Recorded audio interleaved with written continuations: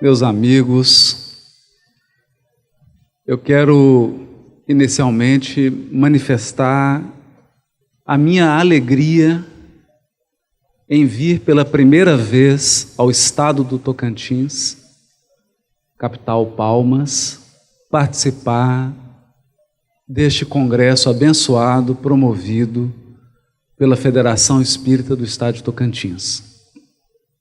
Queria agradecer ao generoso convite feito pela nossa presidente Leila, pelo trabalho maravilhoso que nós temos a chance de presenciar sendo realizado aqui nesse final de semana, um congresso com uma vibração tão afetuosa, de tanta simplicidade, de tanta união, que nos enche o coração de gratidão a Jesus por poder trabalhar na sua seara. Queremos também agradecer a nossa Casa Máter do Espiritismo, a Federação Espírita Brasileira, na pessoa do nosso querido Godinho, seu presidente, pela acolhida, pelo trabalho da tradução e pelas inúmeras atividades da unificação e da união dos espíritas na pátria do Evangelho. Ao meu amigo querido Saulo, com quem terei a honra de dividir mais uma vez, já dividimos tantos trabalhos e nessa tarde teremos a oportunidade de dividir essa reflexão. O nosso tema de hoje é um tema desafiador, porque ele representa os alicerces da doutrina espírita doada pelos espíritos superiores ao mundo, pelas mãos abnegadas e sábias do nosso codificador Allan Kardec. Nós poderíamos escolher diversos ângulos para falarmos das causas primárias, dos elementos gerais que devem nortear o nosso pensamento, nosso sentimento e a nossa conduta quando o assunto é doutrina espírita. Mas escolhemos, dentre os inúmeros temas dessa parte de O Livro dos Espíritos, das causas primárias, que todos sabemos, todas as partes de O Livro dos Espíritos mereceram do codificador um desenvolvimento, um aprofundamento em outra obra básica. As causas primárias, essa parte de O Livro dos Espíritos, mereceu então do codificador uma obra chamada A Gênese, na qual o codificador teve a oportunidade, orientado pelos espíritos superiores e pelo Espírito de Verdade, de fixar alguns elementos que foram tratados de uma forma muito geral no Livro dos Espíritos. Mas se nós pudéssemos fazer uma pergunta simples, bem simples, de que trata o livro A Gênese? De que trata essa parte do Livro dos Espíritos intitulada Causas Primárias? Qual é o assunto? Se nós esquecermos tudo, se depois desses momentos em que estivermos refletindo aqui, você não se lembrar de mais nada, o que precisamos reter? Nós nos arriscaríamos a dizer que o livro A Gênese é um livro sobre Deus. Sobre Deus. No livro A Gênese, Kardec, servindo-se do ensino dado pelos espíritos superiores, não podemos nos esquecer disso, veremos por quê. E utilizando-se de todo o conhecimento científico e filosófico do seu tempo, debruçou-se sobre um tema, o tema fundamental das nossas vidas: Deus. E para entendermos esse gigantesco esforço do codificador, é preciso situar historicamente o seu trabalho.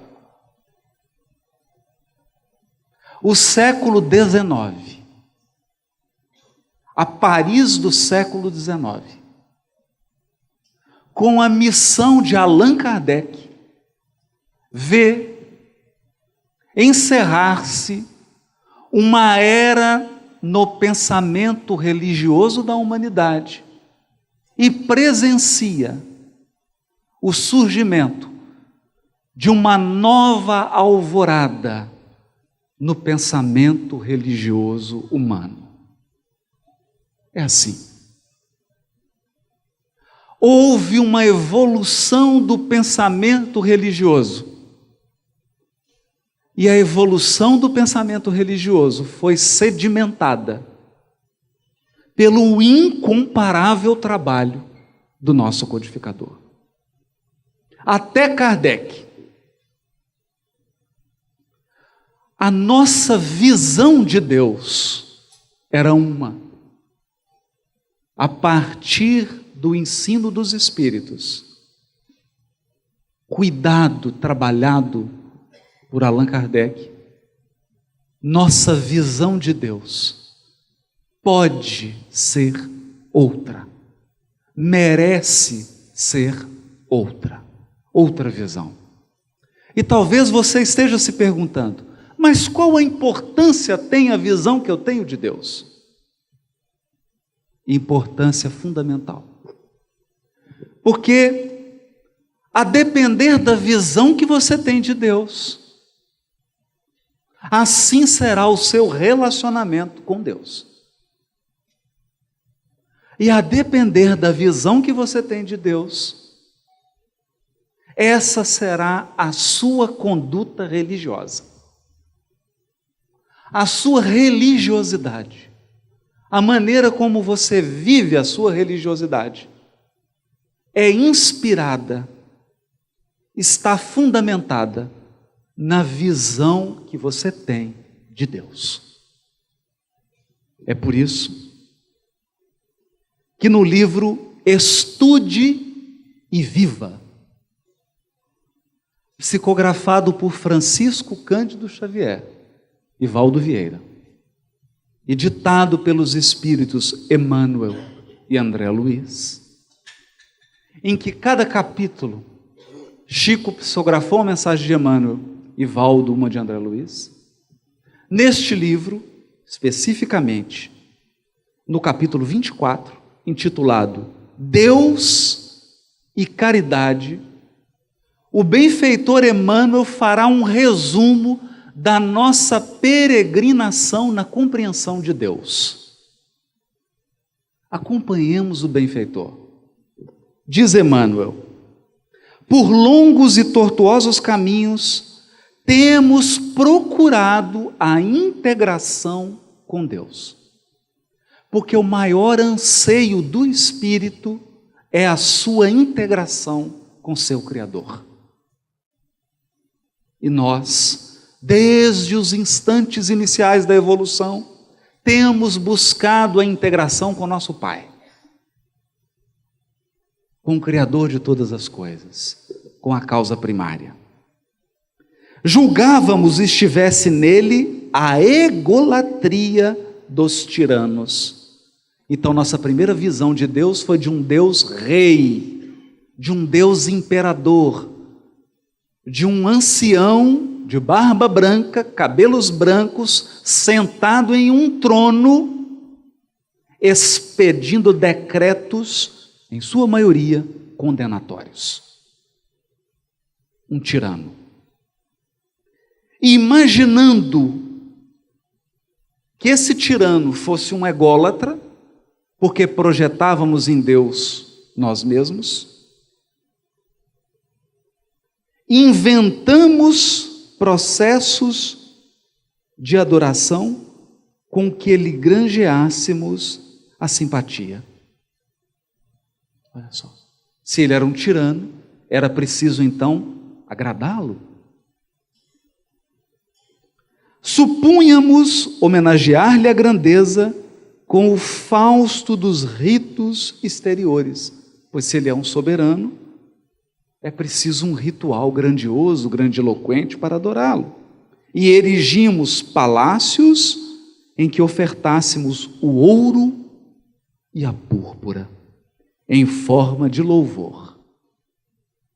Acreditávamos que o Supremo Senhor quisesse dominar as criaturas pelo freio da violência, e não hesitamos em criar sistemas religiosos de opressão. Opressão. Com que se dobrasse a serviço de quantos não pensassem pela nossa cabeça. Cruzadas, Inquisição, Auto de Fé de Barcelona e outros movimentos que ainda se repetem.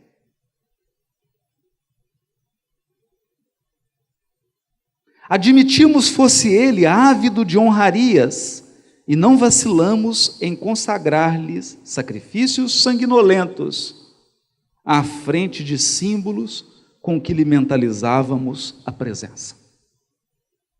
Então, até agora, Emmanuel está descrevendo a nossa experiência religiosa ao longo de séculos de reencarnação. Padrões de religiosidade que ainda vigem em nosso psiquismo, exigindo de nós vigilância e oração, sob pena de repetirmos o passado. Prossegue Emmanuel, compadecendo-se de nossa ignorância. A divina providência deliberou enviar alguém que nos instruísse nos caminhos da elevação. E Jesus, o sublime governador do planeta terrestre, veio em pessoa explicar-nos que Deus não nos pede nem adulações e nem pompas, nem vítimas e nem holocaustos, e sim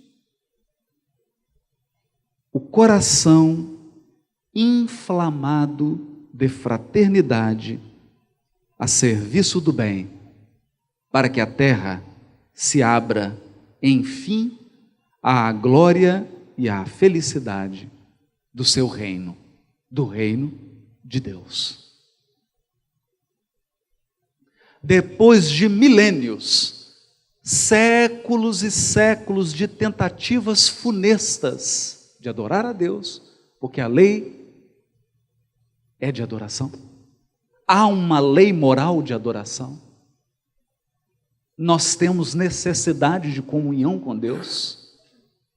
Nós temos necessidade de relacionamento com Deus. É da lei. Mas buscamos, como diz o benfeitor, caminhos longos e tortuosos. Mas o Criador,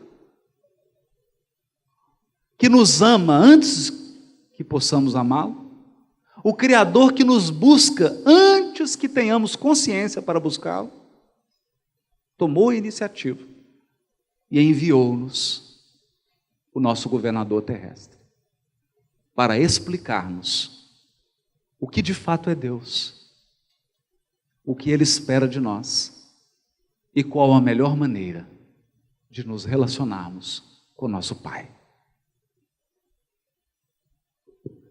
Por esse motivo, o Mestre, Jesus, embora respeitasse as convicções dos seus contemporâneos, esmerou-se em ensinar-nos a união com Deus. União com Deus. Acima de tudo, através do socorro aos necessitados da esperança, aos tristes, do amparo aos enfermos e do alívio aos sofredores de todas as procedências. Desde então, renovadora luz clareou o espírito das nações e a humanidade começou a compreender que Deus, o Pai justo e misericordioso, a ninguém exclui de sua bênção e que a todos nos espera, hoje ou mais tarde. Por filhos bem-amados, unidos na condição de verdadeiros irmãos uns dos outros, sem exclusão de ninguém.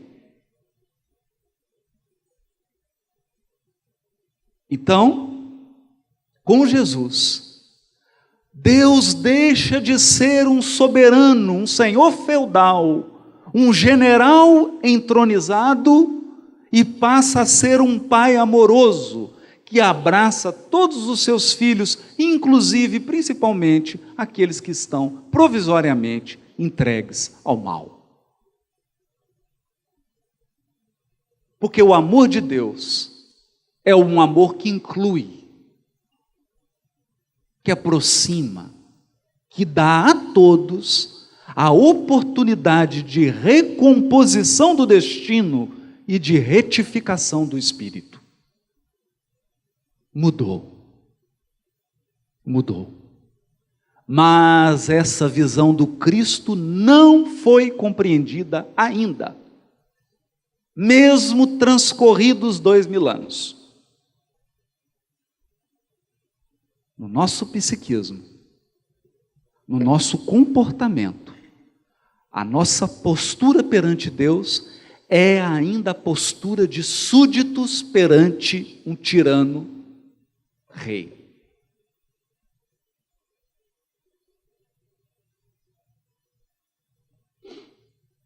É por isso que em todos os países e em todas as crenças, em todos os templos e em todos os lares da terra, onde se pratique realmente o Evangelho de Jesus, o culto à providência divina começa primeiro com a caridade.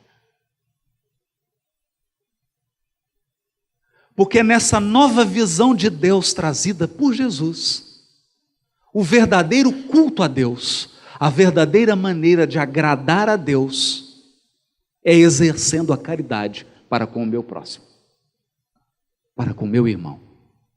Esse é o verdadeiro culto a Deus. Porque Deus é Pai. Pai da família universal. E como dizia minha bisavó, quer adoçar minha boca, agrada meus filhos. Não é? Quer adoçar minha boca, agrada meus filhos. Essa é a sabedoria popular. Com Deus da mesma maneira. E André Luiz, na sequência dessa mensagem de Emmanuel, escreve outra, no seu estilo, e dá o título: Respeite tudo. Respeite tudo. Aí ele diz assim, André Luiz: do cultivo da crença raciocinada no santuário da inteligência, nascem os frutos substanciosos da certeza no porvir. Porque a nossa fé raciocinada, o tesouro que nós recebemos do Espiritismo, que é a fé raciocinada, nos dá esperança no porvir. Por mais tenebrosos sejam os dias presentes. Da vontade de realizar o bem, surgem todos os empreendimentos duradouros no mundo. Do esforço disciplinado e incessante, nenhuma construção pode prescindir para permanecer equiparada na sua atividade específica. Dos sinais vivos e puros da fraternidade, no próprio semblante, ninguém pode fugir se deseja alcançar a alegria real. Da busca criteriosa do conhecimento promana a atualização e a competência do trabalhador. Da utilização da hora presente em movimento digno decorrem a segurança e a tranquilidade merecida nas horas próximas. Da hierarquia de valores sustentada pelas leis eternas, alma alguma conseguirá esquivar-se. Aqui eu queria fazer um parêntese. Porque hoje nós vivemos um mundo que não tem hierarquia de valores. Todos os valores são negociáveis. E todos os valores ocupam a mesma posição hierárquica, ou seja, nenhuma, relativa. Mas não é assim na criação divina. Na criação divina, como salienta André Luiz, há uma hierarquia de valores. E alma alguma fugirá dessa hierarquia de valores da lei divina sem sofrimento para si mesma. Essa é a afirmação do Espiritismo para o mundo. O Espiritismo quer a concretização da voz dos Espíritos. O Espiritismo, que é o enviado do Cristo ao mundo, diz ao mundo: honestidade não é uma opção, é um valor universal. Humildade é um valor. Amor e caridade é um valor. E esses valores não são negociáveis, porque eles representam decisões do próprio Deus, que estabeleceu esses valores para reger a sua criação infinita. É profundo isso. É profundo. Da fixação do mal no leito da estrada, derivam-se todas as frustrações e todas as dores que perturbam a marcha do caminheiro. Então, por que sofremos? Por que provações e expiações tão rudes no nosso caminho? Porque nós permitimos, em algum momento da nossa evolução, que o mal se instalasse em nossa estrada.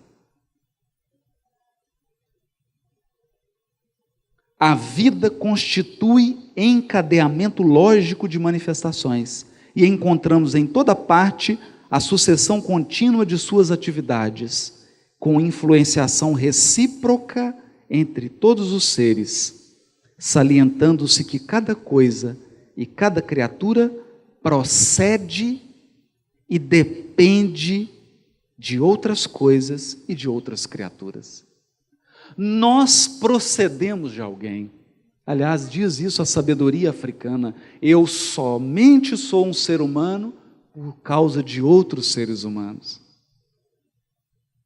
A começar por minha mãe, que me gerou, pelas primeiras pessoas da minha família que me ensinaram a ser um ser humano, a falar, a andar,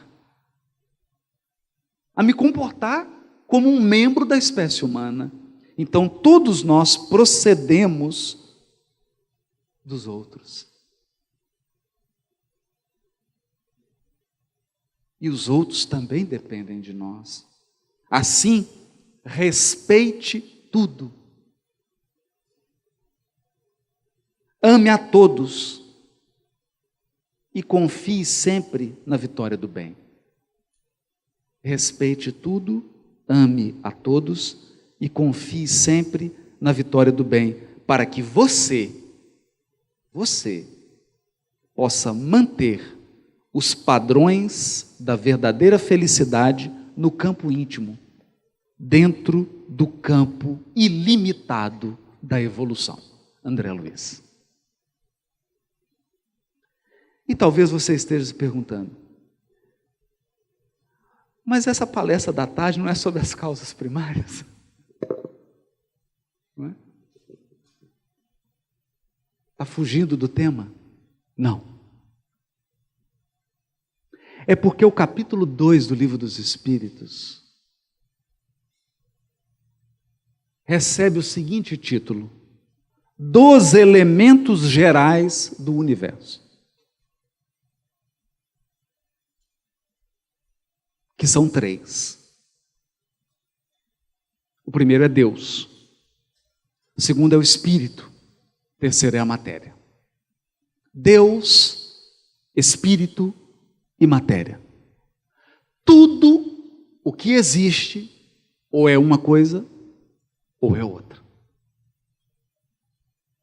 Ou é matéria, ou é espírito, ou é Deus. Acontece que, e é preciso ressaltar isso, quando os espíritos superiores da pleiade do Espírito de verdade trabalham as causas primárias ou os elementos gerais do universo, não o fazem para atender a nossa curiosidade. Os espíritos não vão falar aqui sobre matéria, sobre espírito e sobre Deus, apenas para que isso se transforme num jogral intelectual, como se fosse um caça-palavras, ou um joguinho de desafio intelectual, quem acerta mais respostas, ou quem aprende mais coisas. Não, não é assim.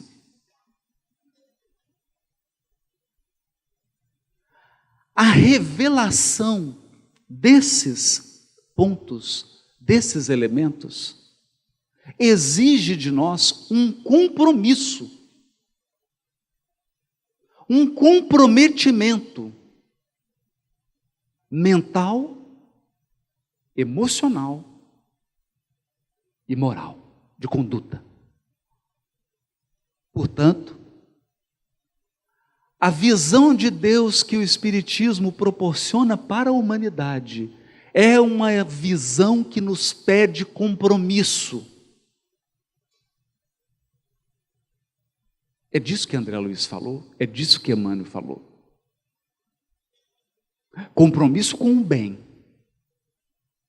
comum, compromisso com o meu próximo e compromisso com a minha própria evolução espiritual. É assim que, quando Kardec indaga aos espíritos sobre Deus, os espíritos respondem o que é possível responder, dizem que certas coisas são inacessíveis ao nosso atual estágio evolutivo. E na questão de número 13, aí fora 13 é o número do azar, aqui na doutrina espírita 13 é o número da sorte, porque a questão número 13 trata dos atributos da divindade, e talvez você tenha passado, como nos lembra o nosso querido Divaldo, quando leu o Livro dos Espíritos, né? A Joana falou, já leu, lê de novo, meu filho, lê de novo, está lendo até hoje, né? Pedindo para que leia sempre. Talvez você tenha passado pelos atributos da divindade e seja necessário abrir o livro A Gênese.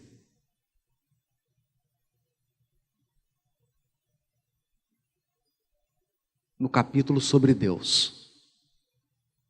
Nesse capítulo, Kardec irá fazer uma afirmação profunda. E aqui nós começamos a aprofundar no tema das causas primárias. Vamos lá. Existem 3 elementos gerais no universo, já o dissemos. Comecemos pelo primeiro, Deus.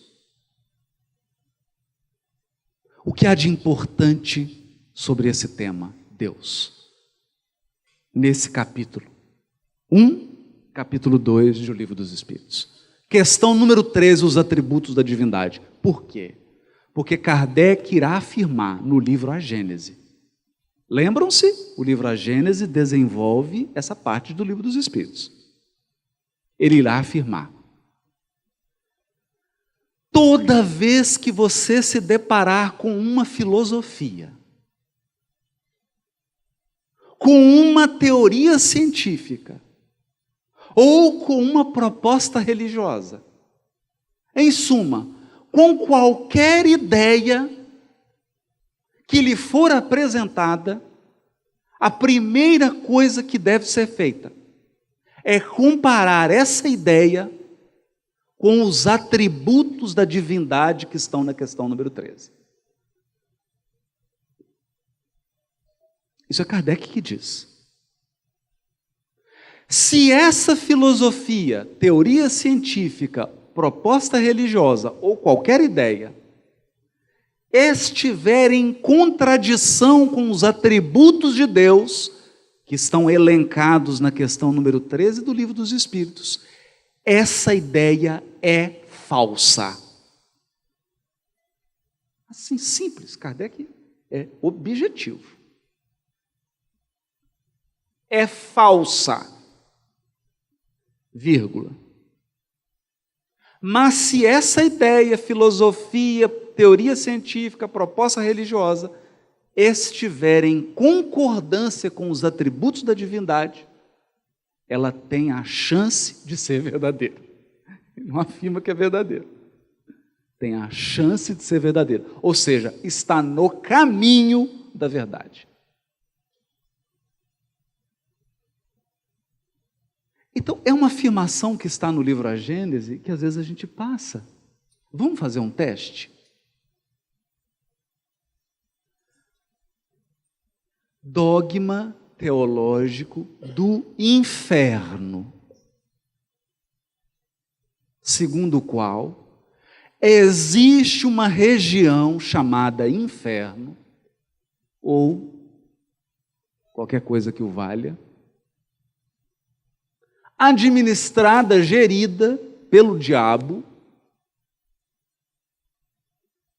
no qual as pessoas, depois da morte,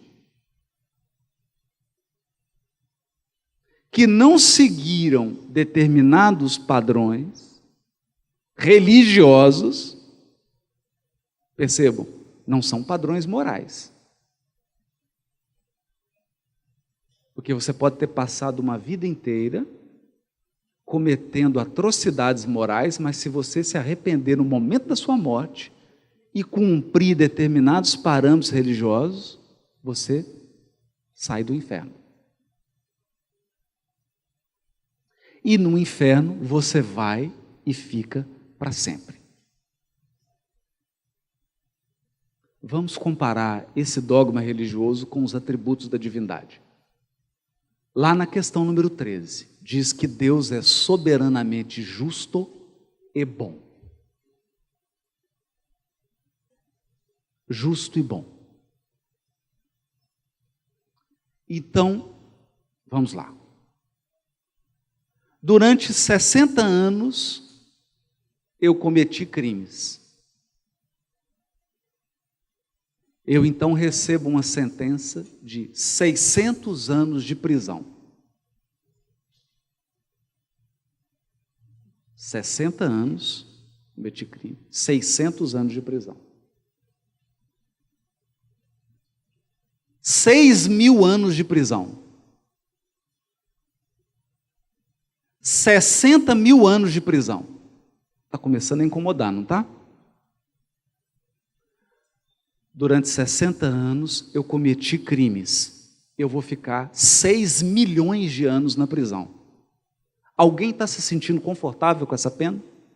Vou perguntar ao colega aqui. Está confortável? Não está, né? Isso parece justo?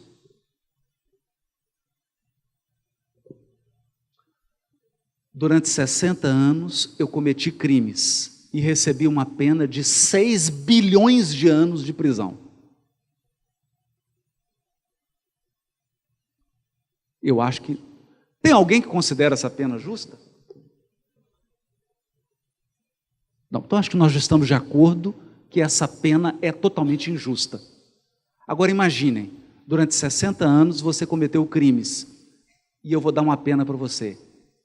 Eterna. eternidade. Uma pena eterna. Uma pena eterna fere o atributo da soberana justiça e, óbvio, da soberana bondade do Criador. Portanto, o dogma do inferno está contrário a um atributo da divindade. Portanto, qual que é a conclusão? É falso.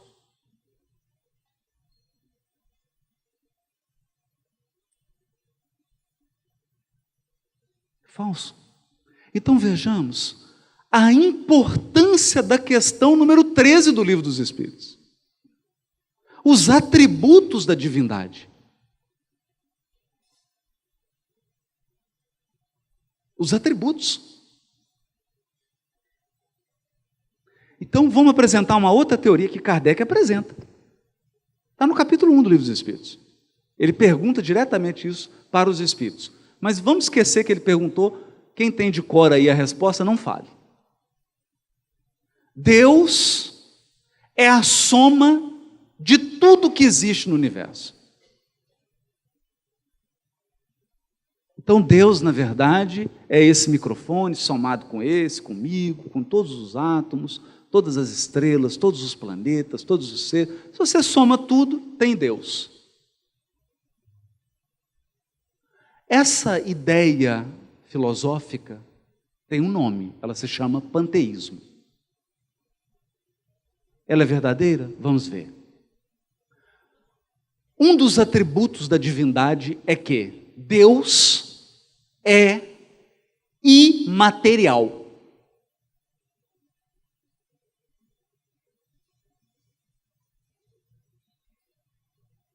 Imaterial. O que esse atributo está nos dizendo? Matéria é uma coisa, Deus é outra. Então Deus não pode ser uma soma de tudo que existe material. Porque fere o atributo da imaterialidade de Deus. Outro atributo da divindade. Vamos lá.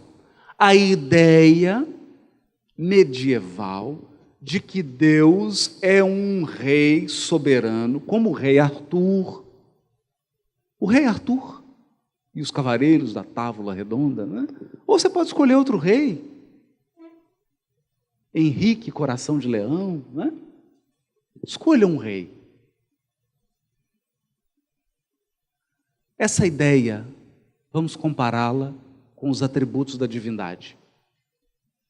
Um dos atributos da divindade, Deus é incorpóreo.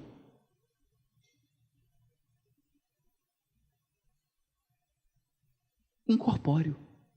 Então, Deus não senta num trono, porque ele não tem pernas. Não tem braços. Não tem corpo. Deus é incorpóreo. E por ser incorpóreo, ele é ilimitado.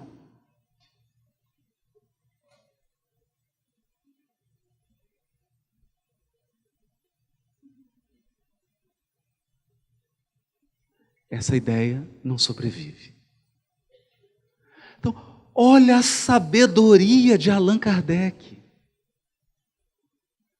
Livro A Gênese, capítulo intitulado Deus, atributos da divindade. Então agora, olha que importância, porque a importância dessas reflexões para a gente entender por que os espíritos superiores nos revelaram isso. Por que eles nos revelaram os atributos da divindade? Não é? Eu tinha decorado todos, mas aí agora eu esqueci aqui. Eu vou voltar na questão 13 aqui. Ó. Deus é eterno, infinito, imutável, imaterial, único, onipotente, soberanamente justo e bom. Olha os atributos. E aí o Kardec pergunta, essa lista está completa? Aí os Espíritos respondem, do vosso ponto de vista, sim. Porque credes abranger tudo. Sabei, porém, que há coisas que estão acima da inteligência do homem mais inteligente. Que lindo. As quais a vossa linguagem, restrita às vossas ideias e sensações, não tem meios de exprimir. Nós não temos nem inteligência e nem linguagem para os outros atributos de Deus, mas Deus tem outros atributos. Tem outros. A razão com efeito vos diz que Deus deve possuir em grau supremo essas perfeições. Então é em grau supremo. Então Deus é eterno num grau supremo. Ele é soberanamente justo e bom num grau supremo. Significa que não há nenhum ser mais bondoso que Deus. Porque a bondade em Deus está num grau supremo. Por isso que quando o jovem chega para Jesus e diz, bom mestre, ele fala, você está me chamando de bom por quê? Bom só há um, que é meu Pai. Que é o Pai.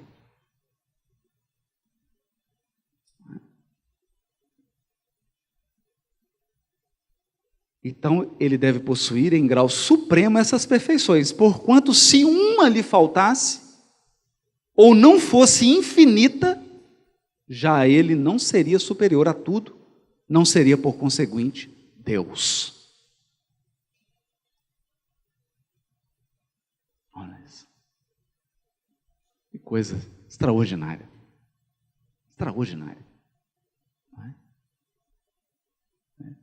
Para estar acima de todas as coisas, Deus tem que se achar isento de qualquer vicissitude e de qualquer das imperfeições que a imaginação possa conceber.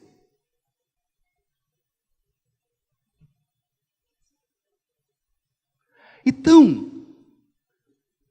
o Espírito de verdade, os Espíritos superiores, estão nos apresentando Deus, que é um Deus que a humanidade não conhece. A humanidade ainda não conhece esse Deus.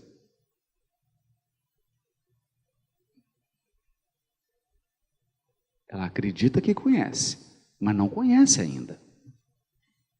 Eu me recordo de um célebre embate frutífero, até certo ponto, porque eles eram amigos, né? Albert Einstein e Niels Bohr. Albert Einstein, o gênio da física, que trouxe a teoria da relatividade especial e a teoria da relatividade geral. Niels Bohr, o homem que estava no centro da construção de uma das grandes evoluções da física, que é a física quântica. E quando eles se depararam com um determinado elemento da física quântica, Einstein disse assim, Deus não joga dados. E era interessante porque o debate ele já vinha seguindo uns 4, 5 anos, e tudo que se descobria, o Einstein dizia assim, não, Deus não pode fazer isso. Deus não faz isso, Deus não faz aquilo. Tá? E quando o Einstein disse isso, Deus não joga dados, Niels Bohr escreveu para Einstein e disse para ele assim, Einstein, para de dizer para Deus o que ele tem que fazer.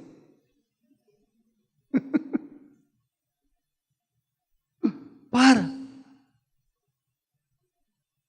Apenas aceita a natureza tal como Deus a fez. Para de dar ordens para Deus. Interessante isso, né? Porque nós estamos falando de duas das maiores inteligências do século XX, em matéria de física e matemática, é óbvio. Duas das maiores inteligências, que diante da inteligência divina, são quase nada. Porque a inteligência divina é suprema. Agora, eu poderia ficar aqui dizendo assim: meus amigos espíritas de Tocantins, Deus é a inteligência suprema. Questão número 13 do Livro dos Espíritos. Aí ia acabar aqui a palestra, você ia sair no intervalo, nesse clima ameno, de 42 graus, e esquecer tudo. Mas qual que é a intenção dos Espíritos em dizer que Deus é a inteligência suprema? É porque no fundo eles estão querendo nos dizer assim: ei, não pensa que a sua vida transcorre ao léu. Há uma inteligência suprema operando na sua vida.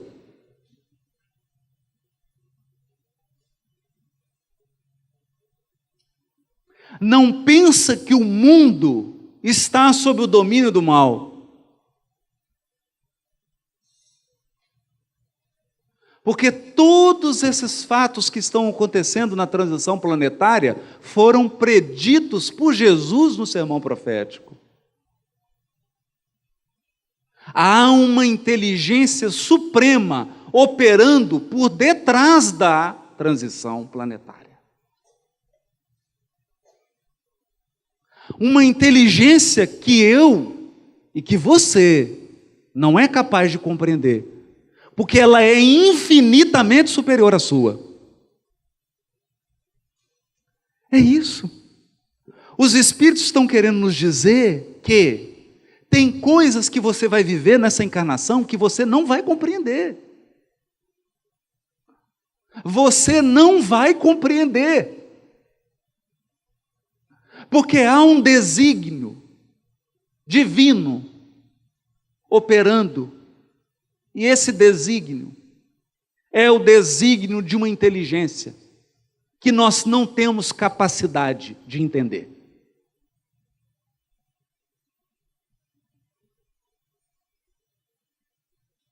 Então, parafraseando o nosso amigo Gilberto Gil, quando diz: se você pensa que eu sou algo incompreensível, meu Deus é mais.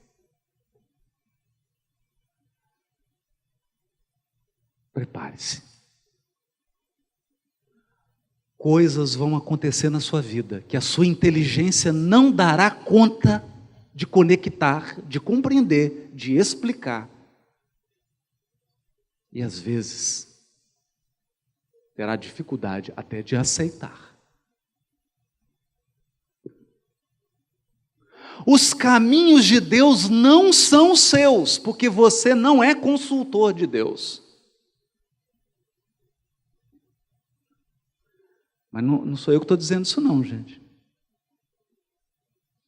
Várias vezes no Livro dos Espíritos, é tão interessante, né?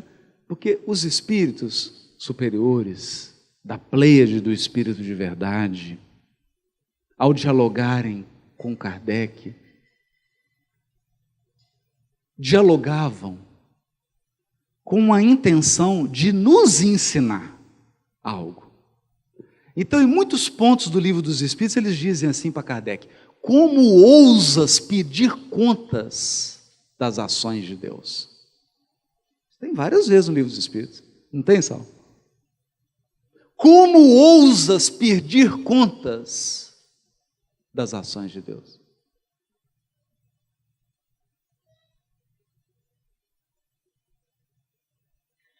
Então,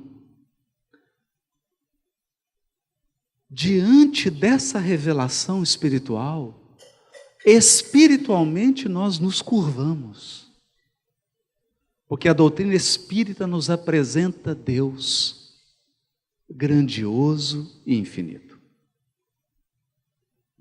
Grandioso e infinito. Segundo elemento geral do universo. Segundo e terceiro, né? Já vamos para a questão 28.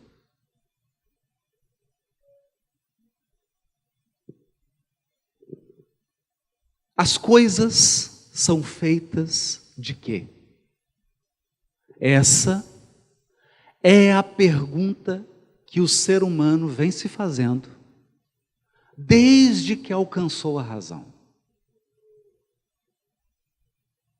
E a pergunta, ela foi trabalhada, ela foi sistematizada especificamente, foi, eu diria, sintetizada, porque desde os filósofos pré-socráticos, essa pergunta já é feita.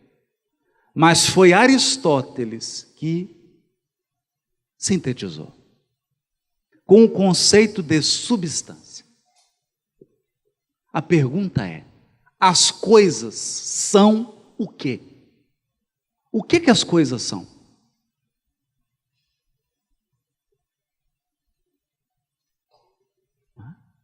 Uma pergunta interessante. Então, o que é isso aqui? O que é isso?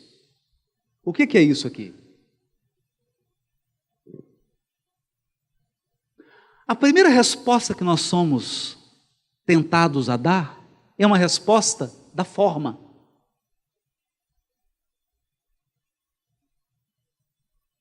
Então, a primeira distinção que Aristóteles vai fazer é de forma e substância. Forma é a aparência da coisa. Substância é o que ela é. Então, eu pergunto a você, o que é isso aqui? Você fala, é um corpo. Não, isso é a forma. O que é isso aqui? Ah, é um microfone. Não, isso aqui é a forma. O microfone é a forma. Eu estou te perguntando do que isso é feito.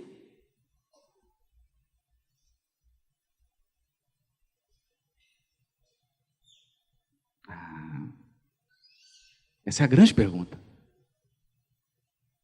A substância primordial. Quantas substâncias primordiais existem?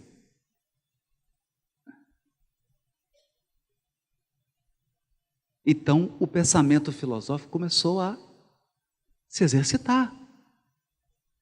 E desde o início, os filósofos diziam: existe uma substância primordial que gera tudo. E eles estavam certos. Estavam certos.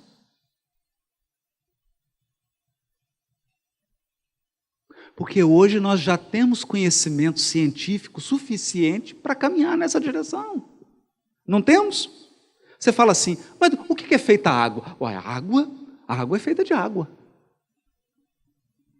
Ué? O que é feito a água? A água é feita de água. E terra? Terra é feita de terra. Mas a água é H2O. Então, são dois elementos da tabela periódica. Acontece que todos os átomos da tabela periódica são prótons, nêutrons e elétrons. Mas todos os prótons, nêutrons e elétrons, na verdade, são formados de duas outras coisas: quarks e leptons. E a física hoje diz que os quarks e os leptons são, na verdade, uma coisa, que eles ainda vão descobrir. Então, todas as coisas são feitas de uma coisa.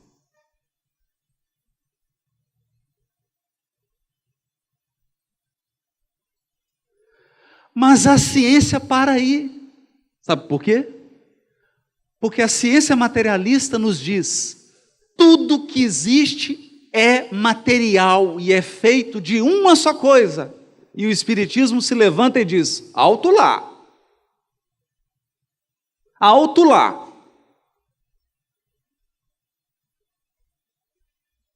Todas as coisas que existem são feitas de três coisas: matéria, espírito e Deus. Matéria, espírito e Deus. Então, Deus, aqui eu vou ter que dar aquela resposta. Deus é o quê? Deus é Deus. Então Kardec faz a seguinte pergunta, pergunta 28. Pois que o espírito é em si alguma coisa, porque os espíritos disseram isso para ele. Para você, o espírito é uma fumaça. Para você, o espírito é um nada. Mas ficai sabendo que o espírito é alguma coisa. Ele é algo, só que é algo que é diferente da matéria.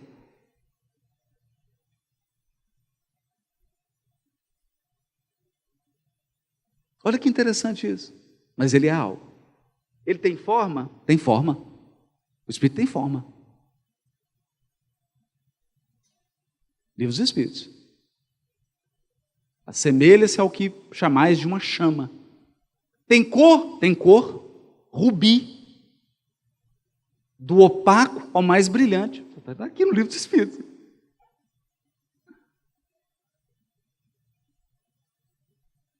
O Espírito é algo, é algo, é algo, é uma substância. Então, olha o que o Kardec pergunta. Olha, então, se o Espírito é em si alguma coisa, não seria mais exato e menos sujeito à confusão dar aos dois elementos gerais do universo as designações de matéria inerte e matéria inteligente? Esse é o Kardec. Porque a gente acha que matéria é átomo. Não, não. Matéria aqui é no sentido filosófico de substância, do que é feito. Então Kardec está dizendo assim, bom, então tem duas substâncias. Tem uma substância que é inteligente e tem uma que não é. O que é que os Espíritos respondem? As palavras pouco nos importam.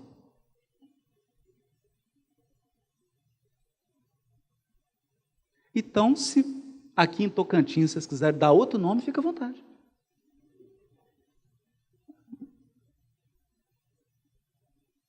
Se lá em Minas Gerais, se eu quiser dar o nome de café e pão de queijo, o café é o que dá a vida, né? E o pão de queijo é a substância.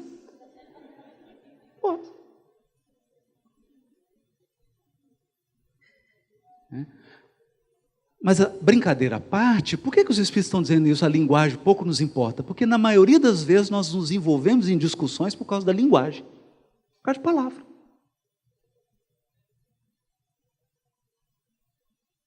Eu uso uma palavra, você usa outra. Eu não te falei como que eu estou compreendendo essa palavra. Você olha para a minha palavra, acha que eu estou dizendo uma coisa, eu estou dizendo outra, e a gente fica discutindo.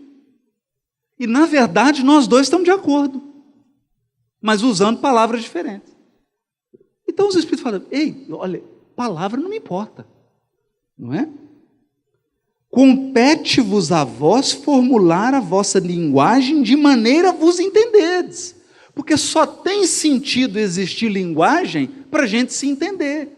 Tem algum sentido a gente conversar para desentender? Não tem. Linguagem para desentender? A linguagem foi feita para os seres humanos se entenderem.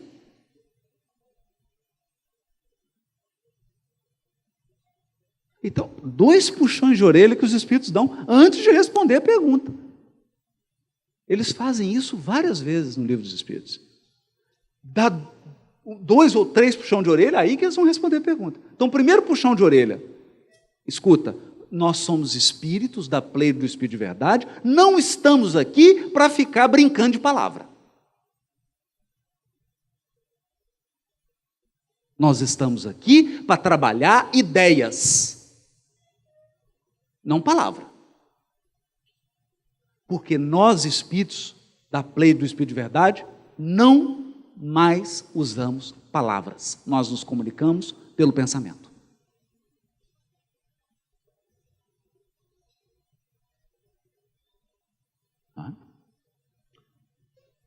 Então, esse é um elemento que nos choca. Porque nós somos 100% dependente da palavra. 100% dependente da palavra.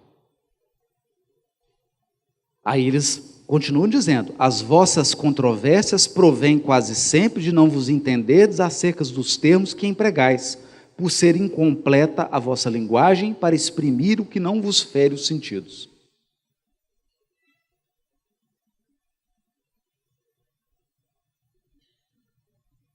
Percebe? Porque nós só compreendemos aquilo que fere um sentido.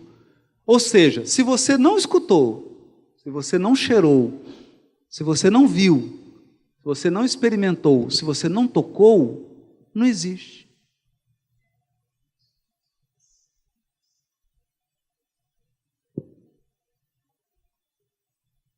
Não é? Porque a gente só compreende o que fere os nossos sentidos. Os espíritos disseram assim: você pode dar o nome. E aí o Kardec vem e coloca uma nota. Um fato patente domina todas as hipóteses. Vemos matéria destituída de inteligência e vemos um princípio inteligente que independe da matéria. Ponto final. Ele vai dizer mais coisas aqui, mas vamos parar por aqui. Então existe matéria, algo que não tem inteligência, e tem um elemento que é inteligente. E essa é a grande evolução do pensamento religioso da Terra. A Terra saiu do ensino médio e fez o vestibular, com Kardec. Por quê? Porque o Espiritismo vem dizer: ei, existe espírito. Espírito é um dos elementos gerais do universo. E muitos fenômenos não podem ser compreendidos se você não tiver em mente o espírito. Isso é maravilhoso, gente. É maravilhoso.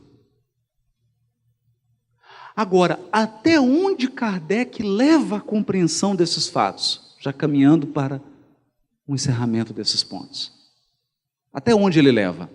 No Livro dos Médiuns, capítulo 4, Kardec, acompanhado de um médium, depois você checa aí, no Livro dos Médiuns, capítulo 4. Kardec vai a um teatro com um médium. O que Kardec foi, na companhia de um médium, fazer num teatro? Sabe o quê? Pesquisar a influência dos espíritos na nossa vida. Chegando lá, o médium falou assim: tem um espírito aqui. E ele está dizendo que vai te mostrar como é que espírito influencia encarnado. O Kardec falou: interessante. Ele está pedindo para você olhar para aquelas duas senhoras que estão lá em cima. Né? Que eram os teatros, todo, né? Tem as cadeiras de baixo e tem a parte mais nobre. Né? Tinha duas senhoras. Aí o espírito disse: está vendo aquelas duas senhoras? Ele está perguntando se você está vendo as duas senhoras. O Kardec falou: estou vendo. Eu vou tirar elas do espetáculo.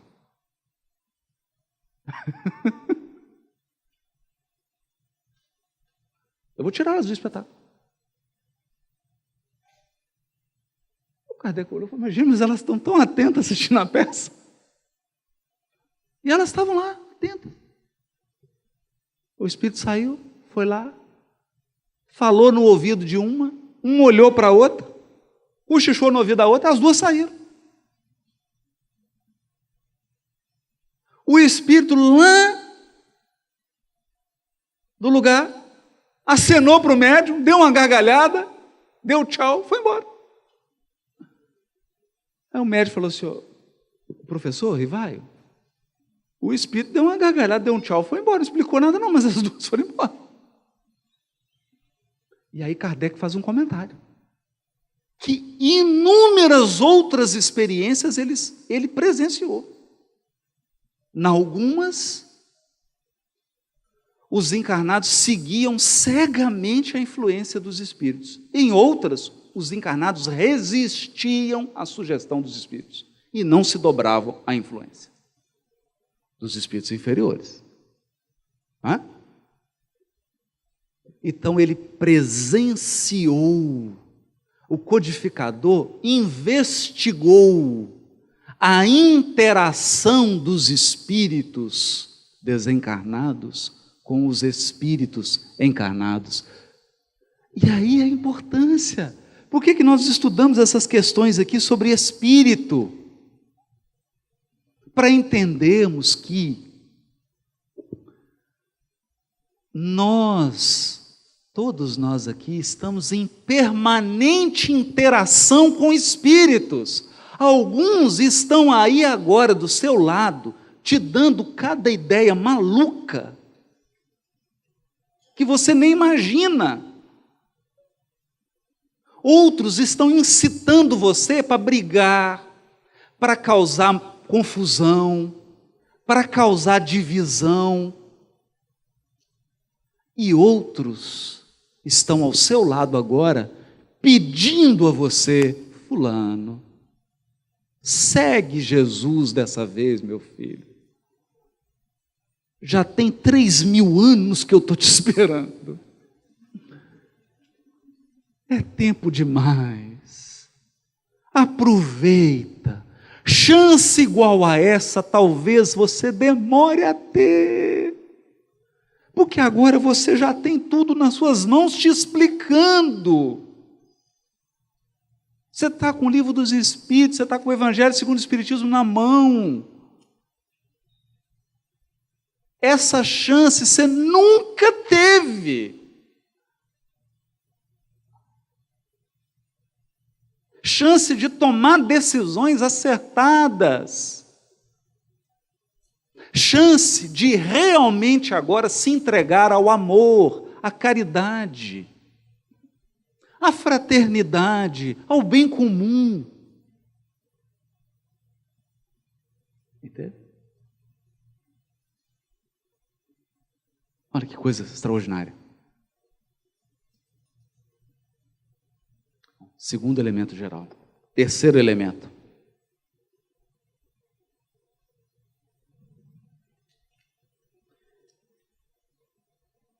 Kardec, na questão 22, isso em 1856, né, porque saiu publicado em 57, então aí por volta de 57. Olha o que o Kardec pergunta. Define-se geralmente a matéria como sendo o que tem extensão. Então, nós sabemos isso. Ter extensão. Ter extensão é ocupar lugar no espaço. É isso. Aí a gente aprende na escola, né? 2 corpos não ocupam o mesmo lugar no espaço. Não é isso? A matéria tem extensão. Por exemplo, está aqui esse iPad no meu colo. Eu não consigo enfiar esse óculos dentro do iPad. Não consigo. Eu não consigo passar esse óculos aqui dentro do microfone. A matéria tem extensão. Tem extensão. É aquilo capaz de nos impressionar os sentidos. Isso é matéria? Matéria. Impressionar o sentido. Estou vendo, estou cheirando, estou sentindo, não é?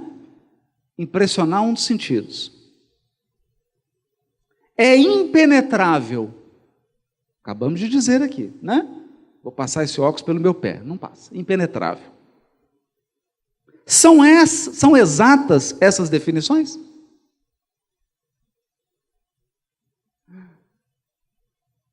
Isso é 1857 que saiu publicado.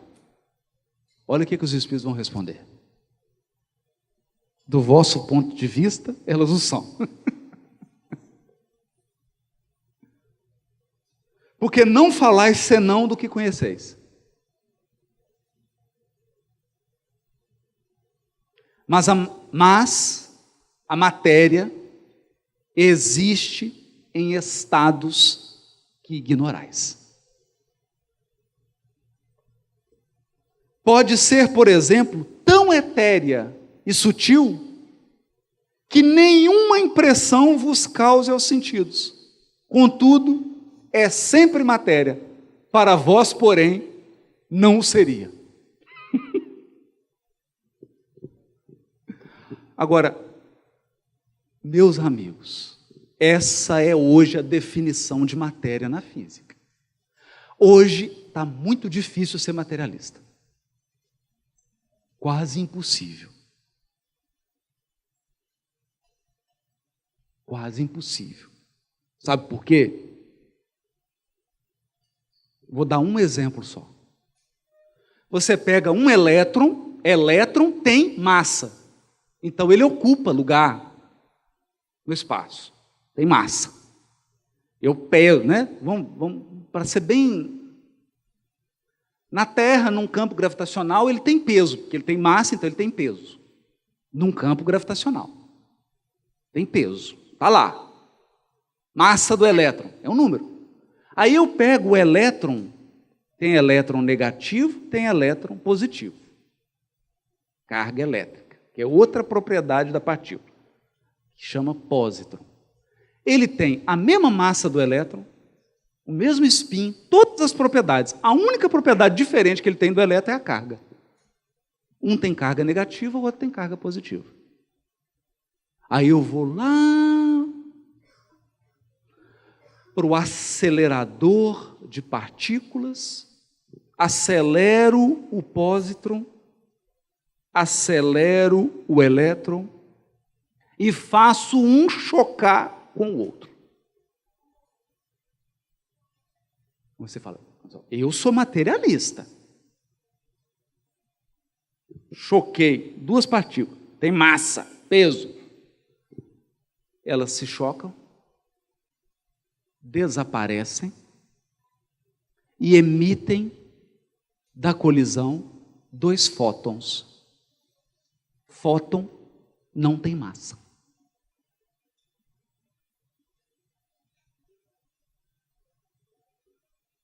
Cadê a massa? Gente, é a maneira mais rápida de emagrecer. Não tem outra. Eu nunca vi uma mais veloz. Porque já viu, emagreça em 5 dias. Aqui é emagreça em 1/1000 de segundo. Você perde todo o peso. Cadê a massa? No entanto, você soma a energia que havia, potencial, cinética, não importa, no elétron e no pósitron, a energia está mantida. Foi conservada a energia, mas a massa, cadê a massa? Cadê a massa? Aí você fala assim, mas a matéria é impenetrável. Olha, não é bem assim. Existem partículas que atravessam qualquer matéria. Já estão descobertas, já. Elas atravessam qualquer matéria, elas interpõem. E aí, gente? Então, hoje, já se conhece matéria que você não pode tocar.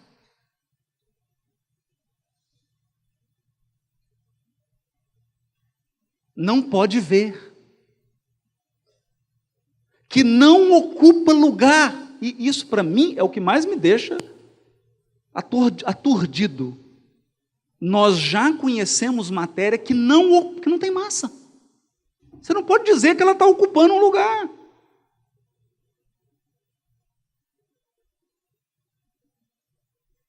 E agora? E agora, os Espíritos já tinham dito. Por exemplo, pode ser, por exemplo, a matéria tão etérea e sutil que nenhuma impressão vos cause aos sentidos. Contudo, é sempre matéria, para vós, porém, não o seria. Então, para concluir, aprendemos sobre Deus, sobre Espírito, Agora sobre matéria. E para fechar, eu peço ajuda para o nosso amigo Humberto de Campos. Humberto de Campos, no livro Palavras do Infinito, prefácio. Humberto de Campos escreve assim: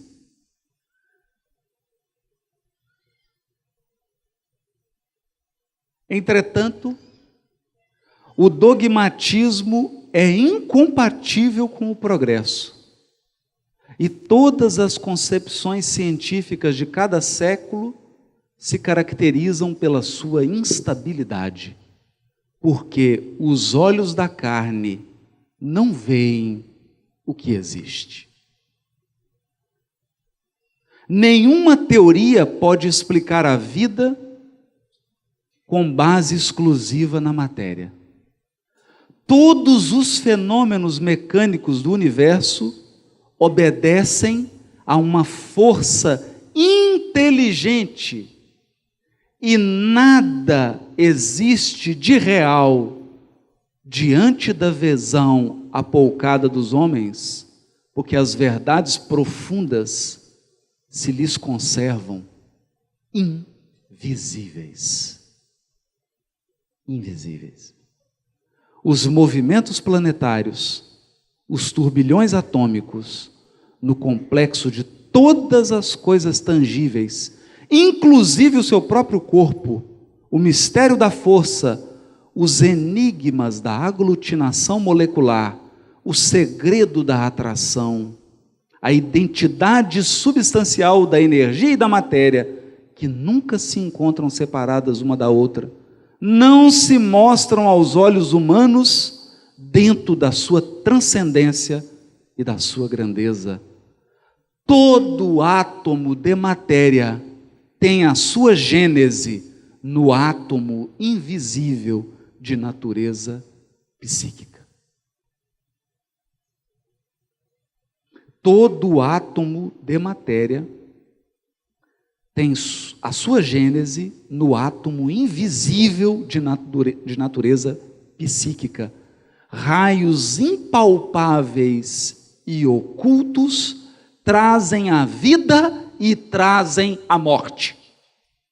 E o homem, na sua ignorância presumida, mal se apercebe de que ele, o homem, é o fantasma cambaleante de Édipo, vivendo na zona limitada do seu livre-arbítrio, mas submetido às leis de bronze do destino e da dor, cujas atividades objetivam o aprimoramento de sua personalidade, apesar da sua vaidade e do seu orgulho. Todas as suas glórias materiais caminham para a morte. Bom, se você ainda tem alguma dúvida, questão 17, é dado ao homem conhecer o princípio das coisas? Não. É dado ao homem conhecer o princípio das coisas? Não. Não. Deus não permite que ao homem tudo seja revelado neste mundo. E nem precisa. Porque se você guardar a questão 13, atributos da divindade, se você assimilar a visão de Deus que a doutrina espírita presenteia ao mundo, se você compreender o Evangelho de Jesus, se você olhar para o espelho e perceber que é um espírito imortal e que a matéria é um simples instrumento da evolução, você já entendeu tudo o que é necessário entender para evoluir. Tudo o que é necessário. Muito obrigado, boa tarde para todos.